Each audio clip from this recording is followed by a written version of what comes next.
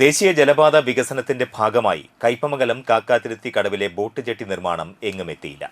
Piling നടത്തിയ തൂണുകൾക്ക് concrete ഇട്ടതല്ലാതെ മറ്റൊന്നും ഇതുവരെ നടന്നിട്ടില്ല. 1.5 വർഷം മുമ്പാണ് ബോട്ട് ജെട്ടിയുടെ നിർമ്മാണം ആരംഭിച്ചത്. പെരിഞ്ഞനം, കയ്പമംഗലം പഞ്ചായത്തുകളുടെ അതിർത്തിയിൽ കാക്കാത്തിരുത്തി പാലത്തിന് സമീപമാണ് ബോട്ട് ജെട്ടി നിർമ്മാണം തുടങ്ങിയത്.